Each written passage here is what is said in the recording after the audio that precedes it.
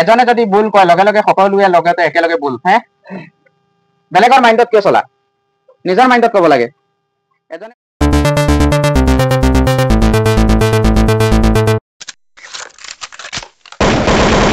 কৰিম ট্ৰান্সলেট কৰিম ইংৰাজীলৈ ট্ৰান্সলেট কৰা মানে কি তুমি এইবোৰ মানে যদি ট্ৰান্সলেট কৰিব পাৰা তেনেহ'লে লাহে লাহে তুমি ইংৰাজী ক'বও পাৰিবা হয় নে নহয় প্ৰথমতে তুমি এনেকুৱা ট্ৰান্সলেট কৰিব পাৰিব লাগিব তেতিয়াহে তুমি যেতিয়া এনেকুৱা কিতাপত কৰিব পাৰিবা তেতিয়া লাহে লাহে তোমাৰ মাইণ্ডত আহিব প্ৰেক্টিচ কৰি থাকিলে এনেকুৱাইহে তুমি শিকিব পাৰিবা বুজি পাইছা বস্তুবোৰ ট্ৰান্সলেট মানে তোমাৰ অসমীয়াৰ পৰা ইংৰাজীত ট্ৰান্সলেটহে শিকিব লাগিব বুজি পাইছা এইটো হ'ল মেইন তুমি যিটো ভাষাত বুজি পোৱা সেইটো ভাষাৰ কথাখিনি ইংৰাজীত ট্ৰান্সলেট কৰিব পাৰিব লাগিব তেতিয়াহে তুমি ইংৰাজীত কথা ক'ব পাৰিবা এতিয়া চাওচোন সিগনেল ওয়াৰ্ডস ইউজ কৰি ইয়াত প্ৰথম বাক্য হ'ল আমাৰ কি তেও এইমাত্ৰ ঘৰ আহি পাইছে এইটো এটা প্ৰেজেন্ট পাৰফেক্ট টেন্সৰ বাক্য আমি ট্ৰান্সলেট কৰোঁতে প্ৰথমত কি চাম সাবজেক্ট কোন হৈ গ'ল তেওৰ ইংৰাজী কি হৈ যাব হি কি হ'ব হি কি হৈ যাব হি সাবজেক্ট এতিয়া সাবজেক্টৰ পিছত ইয়াত ফৰ্মেশন দিয়া আছে বাৰ লৈকে বহালে ফৰ্মেশনত হৈ যায় বুজি পাইছা হিৰ লগত ইয়াত হি কোন পাৰসন সিঙ্গুলাৰ এতিয়া কোৱাচোন হেভ বহিব নে হেজ বহিব হেজ বহিব কি বহিব হেজ বহিব ইয়াত কি ইমান কষ্ট নেকি ইয়াত আৰু জানিব লাগে ইয়াৰ পিছত আমি বাৰ বিচাৰিব লাগে কি বিচাৰিব লাগে বাৰ কি ইয়াত আহি পাইছে কিহৰ পৰা আহিছে আহি পুৱাৰ পৰা অহা বেলেগ বুজি পাইছা অহা হল কাম অহা হল আৰু আহি পুৱা হল এৰাইভ আৰু এতিয়া এৰাইভ লিখিম নেকি আমি ফৰ্মেশন মতে কি লিখিব লাগিব এৰাইভৰ 3 নম্বৰ ৰূপটো বাৰ যেটো আছে সেই বাৰবৰ 3 নম্বৰ ৰূপটো হে লিখিব লাগিব ইয়াত এৰাইভ লিখি আমি কি লিখিম এৰাইভড লিখিম কি লিখিম এৰাইভৰ 3 নম্বৰ ৰূপ হল এৰাইভড হি হেজ এৰাইভড তেও আহি পাইছে কত আহি পাইছে ঘৰ কি ঘৰ এই মাত্ৰ পিছত লিখিম এতিয়া ঘৰ হয় নহয় তেও ঘৰ আহি পাইছে ঘৰৰ লগত লয় ছয় এইবোৰ নালাগে বুজি পাইছা নিজৰ ঘৰ যেতিয়া ঘৰৰ লগৰ আগত ঘৰৰ ইংৰাজী কি হল হোম হোমৰ আগত টু নালাগে বুজি পাইছা তুমি কৰবা বেলেগ জাগালৈ গৈ আছা তেতিয়াহে লাগিব গুৱাহাটীলৈ গৈ আছা টু গুৱাহাটী বুজি পাইছা হোজাই লৈ গৈ আছা টু গুৱাহাটী টু হোজাই বুজি পাইছা কৰবাত বেলেগ টাইপ গৈ আছা তুমি টু লাগিব কিন্তু ঘৰত আহি আছা এইটো টু নালাগে ইয়াতো বৰ ইম্পৰ্টেন্ট মনত ৰাখিবা তোমালোকৰ এইটোতো এনে সেন্টেন্স মেকিংটো তোমালোকৰ লাগিব আৰু এনেকুৱা ইৰৰ সেন্টেন্স দিয়ে বুজি পাইছা ইৰৰ সেন্টেন্স দি থাকিব দি দিব বুজি পাইছা টু লগাই দিব বুজি পাইছা he has arrived to home just now এনেকুৱা টু লগাই দি দিব তোমালোকে কাৰেক্ট কৰিলে এই টু উঠাই দিব লাগিব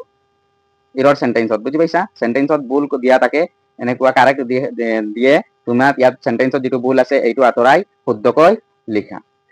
এনেকুৱা আহিব গতিকে মনত ৰাখিবা হোমৰ আগত টু নালাগে হি হেজ এৰাইভড হোম ঘৰ হৈ গল বাকি আছে কি এই মাত্ৰ ইংৰাজী কি লিখিম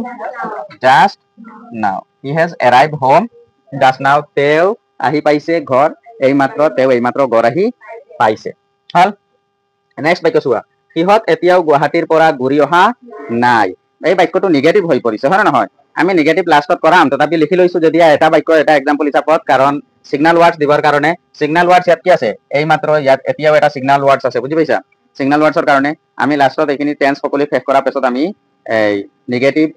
ইন্টাৰগেটিভ খিনি আমি লগতে কৰাম বুজি পাইছা এক্সট্ৰা কৰি এতিয়া বেছি পাজল হৈ যাব কাৰণে কৰোৱা নাই এতিয়া আমি এইটো বাক্য ট্ৰান্সলেট কৰিম প্ৰথমত সাবজেক্ট আছে কি লম কিহতৰ ইংৰাজী কি লম লিখিম দে কি লিখিম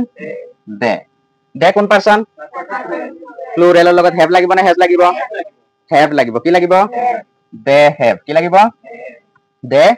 হেভ ইয়াৰ পিছত বাৰবৰ 3 নম্বৰ ৰূপ বাৰ কি ঘূৰি অহা নাই কি ঘূৰি অহা নাই বুজি পাইছা ঘূৰি অহা লৈকে ঘূৰি অহা এটা বাৰ বুজি পাইছা ইয়ালৈকে এতিয়া কি হৈছে ঘূৰি অহা নহয় ইয়াত নাইও লাগি আছে হয় নহয় নাইও বাক্যটো নিগেটিভ সেইকাৰণে তোমালোকে কি কৰিব লাগিব অকল হেভ বহালে নহব ইয়াত লগতে কি বহাব লাগিব নট কি বহাব লাগিব নট লগাব লাগিব কাৰণ বাক্যটো নিগেটিভ আছে বুজি পাইছা দে হেভ নট আৰু ঘূৰি অহাৰ ইংৰাজী ৰিটাৰ্ণ হলে ৰিটাৰ্ণটো লিখিব নোৱাৰো কি লিখিম ৰিটাৰ্ণড 3 নম্বৰ ৰূপ লিখিম হয় নহয় ৰিটাৰ্ণৰ 3 নম্বৰ ৰূপ পাষ্ট পাৰ্টিসিপল লিখিম ৰিটাৰ্ণ কি হৈ গল দে হেভ নট ৰিটাৰ্ণ কিহত ঘূৰি অহা নাই ইয়াতে অটো হৈ গল এতিয়া কৰ পৰা গুৱাহাটীৰ পৰা কি হ'ব গুৱাহাটীৰ পৰা কি হ'ব ফৰ নহয় কি হ'ব ফ্ৰম গুৱাহাটী ফৰ গুৱাহাটী হলে গুৱাহাটীৰ কাৰণে হৈ যাব গুৱাহাটীৰ কাৰণে ফ্ৰম গুৱাহাটী কি ফ্ৰম গুৱাহাটী এজনে যদি ভুল কয় লগে লগে সকলোৱে লগতে একেলগে ভুল হে বেলেগৰ মাইণ্ডত কিয় চলা নিজৰ মাইণ্ডত ক'ব লাগে they have not return from Guwahati এতিয়াও কি লিখিম সফাৰ এইটো নহয় সফাৰ হ'ব এতিয়া লৈ বুজি পাইছা যদি নিগেটিভত এতিয়াও বুজায় তেনেহলে তোমালোকে যিটো শব্দ ইউজ কৰিবা এইটো হ'ব yet কি হ'ব yet এইটো নিগেটিভত বেছি ইউজ হয় বুজি পাইছা সিহঁত এতিয়াও ঘূৰি অহা নাই সি এতিয়াও ভাত খোৱা নাই he has not eaten yet বুজি পাইছা মোৰ কামখিনি এতিয়াও শেষ হোৱা নাই I have not finished মই মোৰ কামখিনি এতিয়াও শেষ কৰা নাই I have not finished my work yet বুজি পাইছা এনেকুৱা নিগেটিভত yet শব্দটো ব্যৱহাৰ হয় আৰু সফাৰ আমি পাম এই দা সেন্টেন্স কৰিলে পাম দেখিবা মই ইতিমধ্যে এতিয়া নেক্সট বাক্য চোৱা মই ইতিমধ্যে মোৰ হোমৱৰ্ক শেষ কৰিছো হয় নহয় হোমৱৰ্কখিনি শেষ হৈছে আৰু কি শেষ হৈছে ইয়াত সিগনেল ওয়াৰ্ড এটা আছে কিন্তু ইতিমধ্যে ইংৰাজী কি অলৰেডি হয় নহয় এইটোই সিগনেল ওয়াৰ্ড ওকে ইয়াত এইটো বাক্য ট্ৰান্সলেট কৰিম মই ইতিমধ্যে মোৰ হোমৱৰ্ক শেষ কৰিছো প্ৰথমত সাবজেক্ট কি লম মই সাবজেক্টৰ কি হৈ যাব আই এতিয়া আইৰ লগত সাবজেক্ট হোৱাৰ পিছত হেভ বহিব নে হেজ বহিব হেভ বহিব কি বহিব আই হেভ হেভৰ পিছত কি আহিব বাৰ বিয়াত কি শেষ কৰা হয় নহয় শেষ কৰাৰ ইংৰাজী কি ফিনিশ বহিব নে কি বহিব ফিনিশড পাষ্ট পাৰ্টিসিপল বহিব ফিনিশড কি বহিব ফিনিশড I have finished মই শেষ কৰিছো কি শেষ কৰিছো মোৰ হোমৱৰ্ক ভেৰি নাইস এইটো ফ্ৰেজ ধৰিব লাগিব বুজি পাইছা হোমৱৰ্ক অকলে অহা নাই মোৰ হোমৱৰ্ক কৈছে মোৰ শব্দটো অকলে আহিছে নেকি এই দুটা লগ লাগি আহিছে মোৰ হোমৱৰ্ক কি লিখিম মাই হোমৱৰ্ক কেনেকৈ একেলগে লিখিবা গ্যাপ নিদিবা I have finished my homework মই শেষ কৰিছো মোৰ হোমৱৰ্ক ইতিমধ্যে ইংৰাজী কি হৈ যাব already কি already কি হৈ যাব already I have finished my homework already বুজি পাইছা পাইছা বুজি চোৱা নেক্সট বাক্য চোৱা মই এতিয়ালৈ 3টা পাঠ শিকিছো মানে মই কামটো কৰি আছো এতিয়ালৈকে 3টা শেষ কৰিছো বুজি পাইছা এনেকুৱা তুমি কিবা বলে এতিয়ালৈকে মই বুজি পাইছা এতিয়ালৈকে মই নগাঁও আহি পাইছো বুজি পাইছা এনে ধৰণৰ বাক্য তুমি এটা কাম কৰি আছা আৰু কামটোৰ কিমানখিনিলৈকে কৰিছা এইটো কওঁতে এই শব্দটো এতিয়ালৈ বুজি পাইছা ব্যৱহাৰ হয় আৰু কোনটো এই এতিয়ালৈ হ'ব ইয়াৰ পৰা হ'ব সফাৰ কি হ'ব সফাৰ যেতিয়া তুমি কোনো এটা কাম কৰি আছা আৰু কামটোৰ কিমানখিনিলৈকে শেষ কৰিছা সেইটো বুজাবলৈ সফাৰ ব্যৱহাৰ কৰা হয় বুজি পাইছা এতিয়া আমি ট্ৰান্সলেট কৰিম মই প্ৰথমত কি বিচাৰিম সাবজেক্ট কোন হৈ গ'ল মই কি হৈ যাব ইয়াত আই লগত কি বহিব আকৌ হেভ কি বহিব আই হেভ ওকে ইয়াৰ পিছত আমি কি বিচাৰিম বাৰ কি হৈ যাব শিকিছো হয় নহয় শিকাৰ ইংৰাজী কি লাৰ্ণ লিখিম নেকি ইয়াত কি লিখিম লাৰ্ণৰ 3 নম্বৰ ৰূপ হল পাষ্ট পাৰ্টিসিপলৰ লাৰ্ণ অকল টি এটা লগাই দিলেও হৈ যায় বা ইডিও লগাই দিলেও হ'ব লাৰ্ণৰ দুয়োটা পাষ্ট পাৰ্টিসিপল দুয়োটাই হয় বুজি পাইছা লাৰ্ণ বা LEARNED লাৰ্ণ বুজি পাইছা তুমি দুয়োটাই লিখিলে হ'ব যিকোনো এটা লিখিলে হ'ল I have learned বা I have learned মই শিকিছো কি শিকিছো 3টা পাঠ কি লিখিবা 3 chapters